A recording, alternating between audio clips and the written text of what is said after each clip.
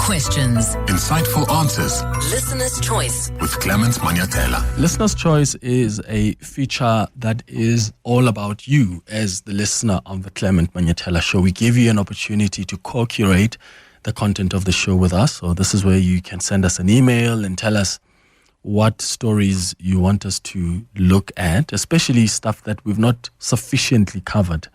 You know, there's a lot of content that we prepare for you, and sometimes there's content you want to hear us talk about. And this feature that we do every single Wednesday, just after the news at 11 o'clock, is precisely for that, for us to incorporate something that you want us to talk about. And maybe it's something we've never touched on, or maybe it's something we did touch on, maybe on the open line, but you want us to bring in an expert who can help you understand, you and other listeners understand better about that subject matter. So today, we're going to be talking about the NPA and the cases that have been bungled, because we've got a listener who sent us an email, and you can do that yourself as well if you've got suggestions on what to talk about on cm@702.co.za, cm@702.co.za. That's the email address.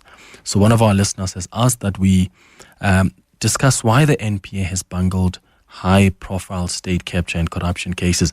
Recently, we were shocked to hear Judge Emma Skuman deliver her judgment on that matter of Timothy Omotoso after 8 years of testimonies and delays, which led to the acquittal of Omotoso and his two co-accused. And that's not because they're not guilty, but because state prosecutors bungled the case. They were seemingly incompetent. Even the Justice Minister, Mamuluku Kubai, released a statement saying he wants answers. And the sad thing is that this is not the only case that's been mismanaged. There are other critical cases the NPA has failed to successfully prosecute or that ended in acquittal. I mean, there are state capture cases that the NPA has bungled, where prosecutors enrolled matters, they arrested people only for those charges to be withdrawn or for the cases to be struck off the roll because there was simply not enough evidence, or maybe that evidence that was submitted was not authenticated. And these are just basic boxes that should be ticked before the matters are brought to court. I mean, from the Nulani investment case, the Estina Dairy Farm case, what else? Zizi Koto's case, Matsela Koko's case. Had the NPA done a better job, these cases would not be legally dead for now. So with all of these failures by the NPA prosecutors, what do you think needs to be done to get the NPA's house in order? Because we cannot continue like this.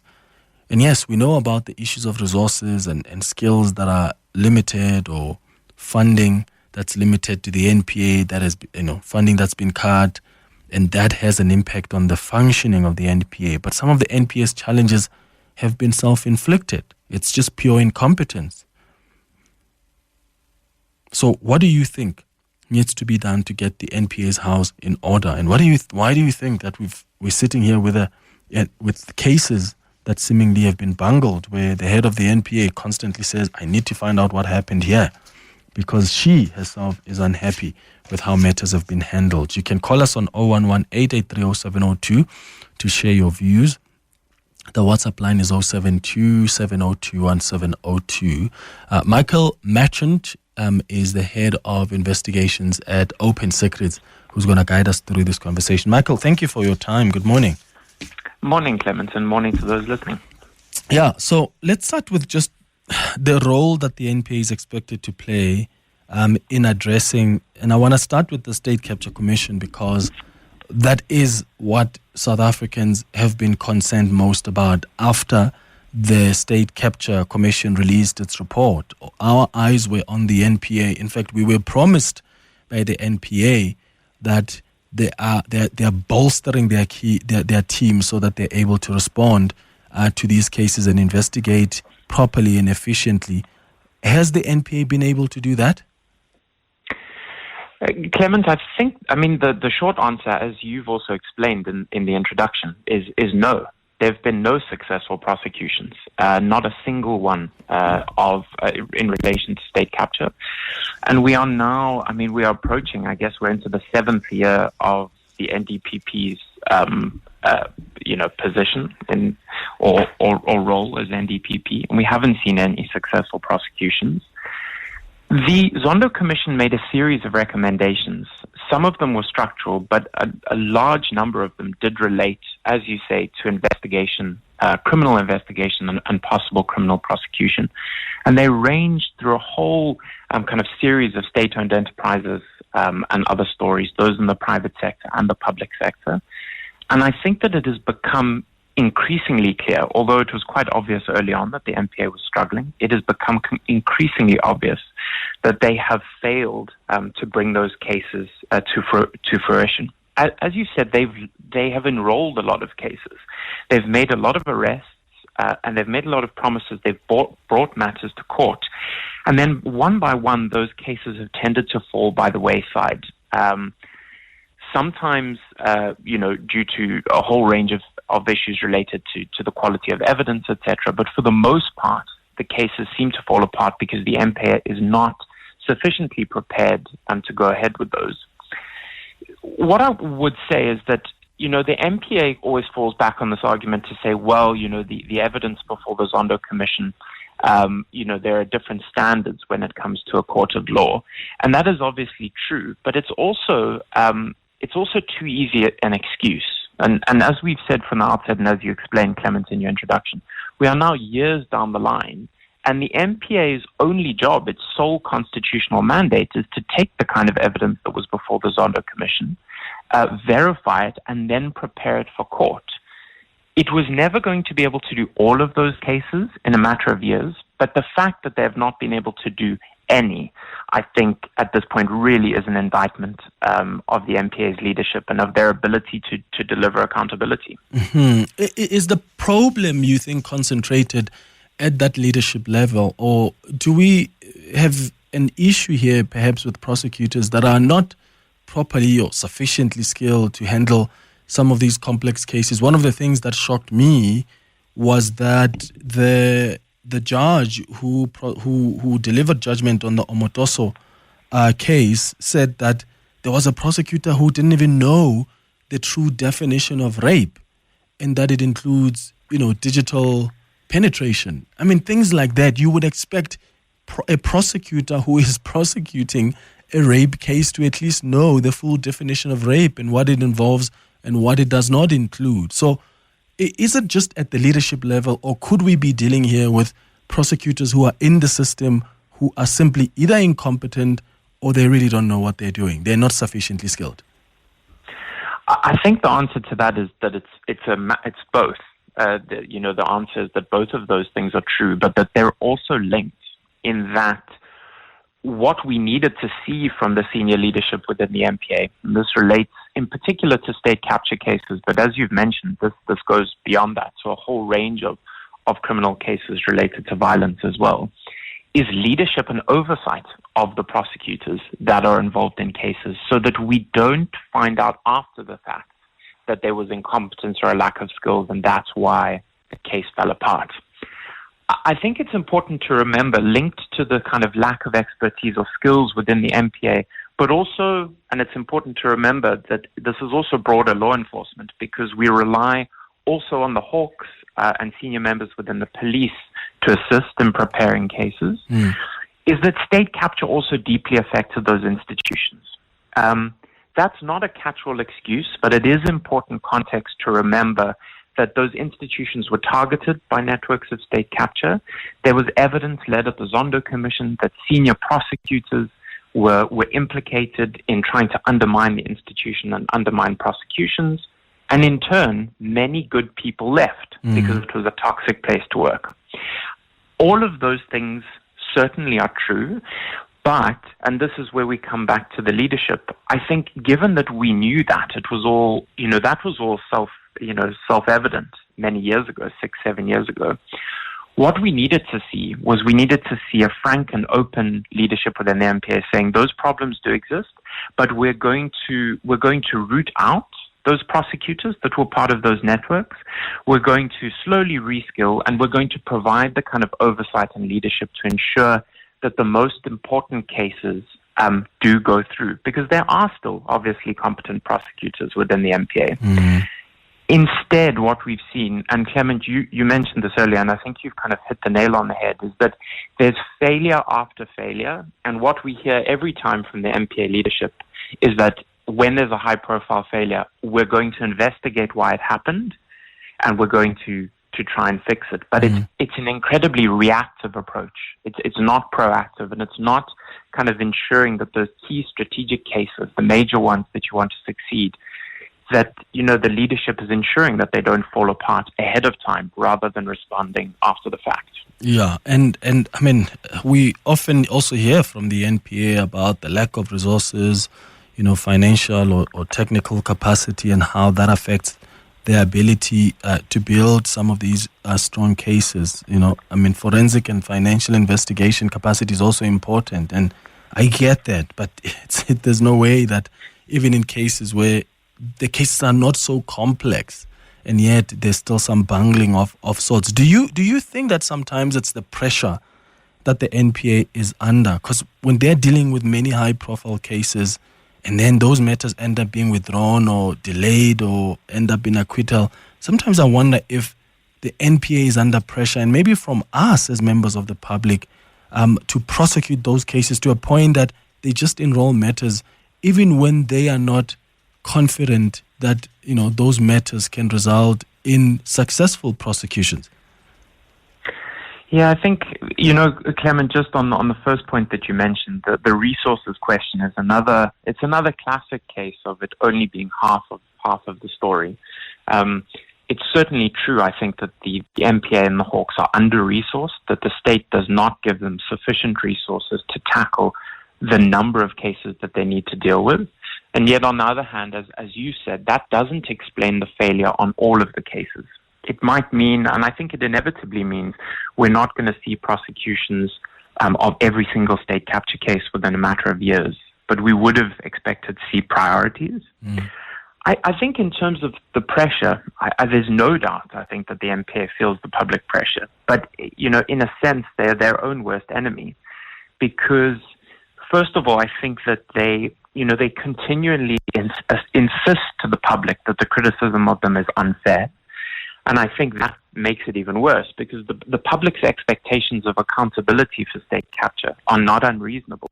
And I think when the NPA suggests that that it's some kind of unreasonable expectation on them to pursue accountability, I think that adds to the pressure. But also linked to that, it was always the idea that pressure is only going to ease when we see successful prosecutions. And so the NPA must have been aware that the only way really to address this issue is to get some strategic key victories. And, as you've said, some of the ways in which they tried to do that were on cases that were not on the face of it that complicated. The famous one, I think, that we all think about is the Nulane investment case.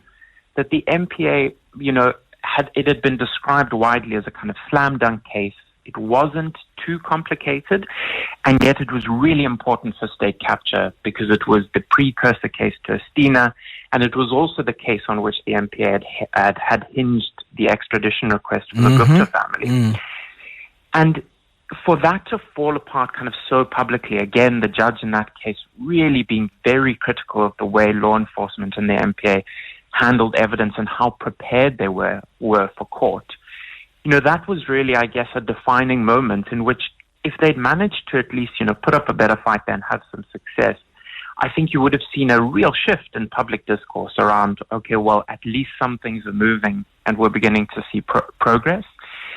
But without that, and with that falling apart kind of so very publicly, I think demoralizing, certainly for them and for the public. And to go back to that question of pressure, the pressure then just ramps up.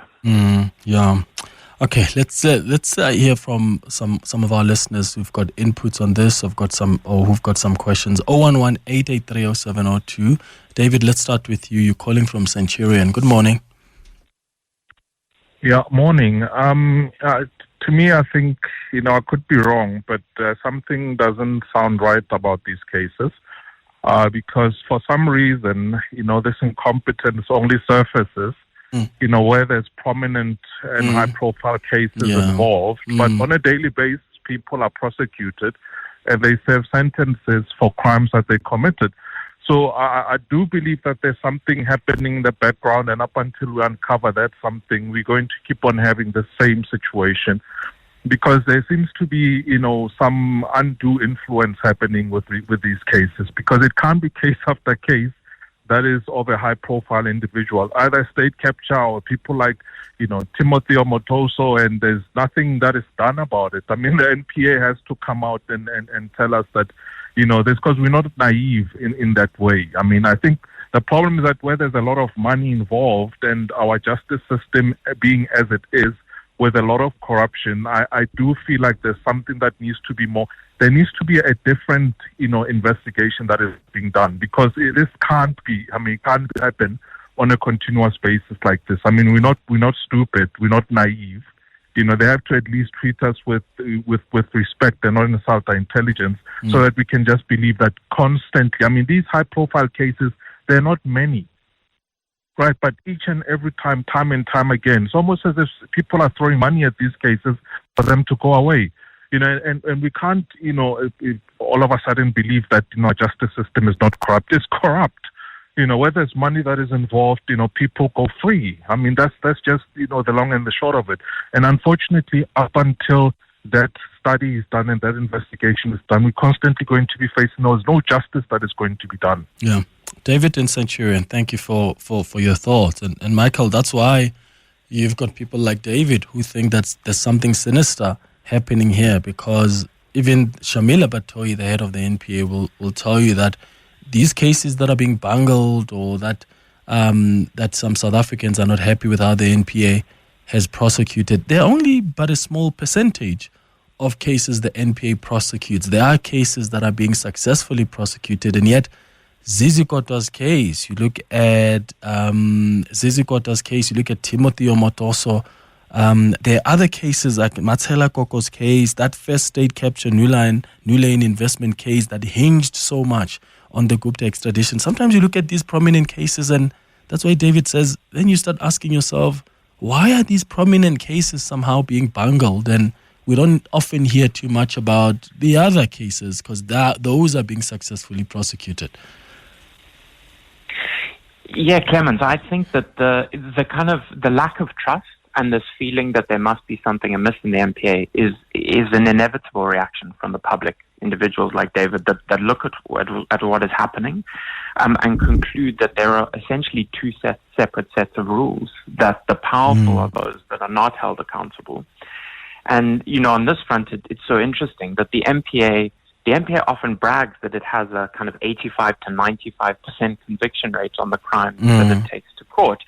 But as lots of commentators have pointed out, that is because the vast majority of those cases are very low level, whether it is regards to violence, but especially when it comes to corruption and tax evasion, that smaller fish might be prosecuted, but the senior ones aren't. Yeah. I think that, I would be cautious about all of these state capture cases. In many of them, including those that Open Secrets have looked at, we haven't unearthed or identified specific evidence of corruption.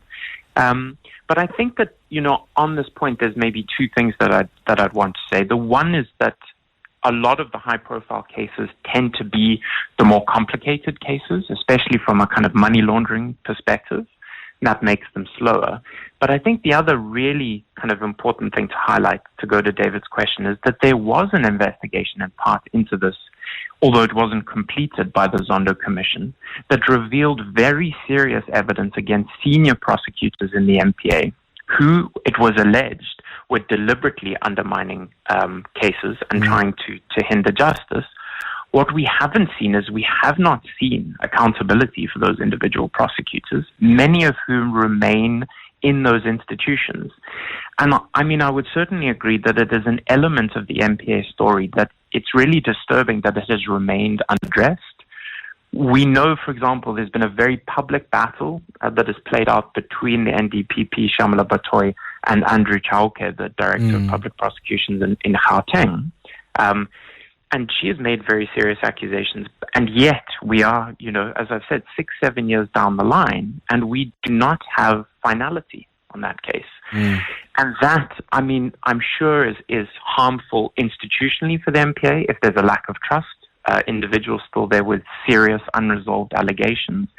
But also, again, from the public perspective, when those things are left unresolved, when they're left unaddressed, it contributes massively to the lack of trust. Yeah, absolutely. The trust in the National Prosecuting Authority, the trust in the justice system broadly. Here's a WhatsApp voice note that's come through.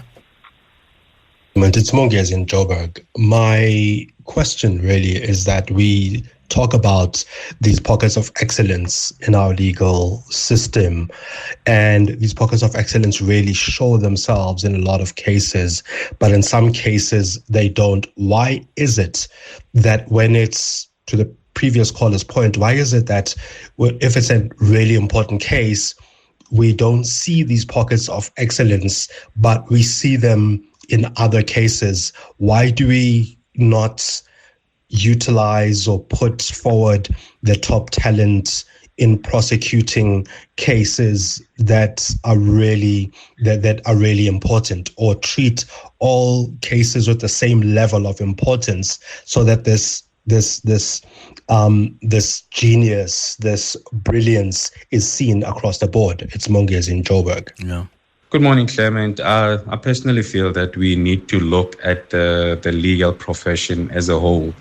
I think the bar is way too low. You look at the people that do get to be prosecutors. Look at the number of cases that are currently on TV right now. I can make an example about the Senzo Mewa case. I mean, those defending the accused. I feel that the bar is too low for me.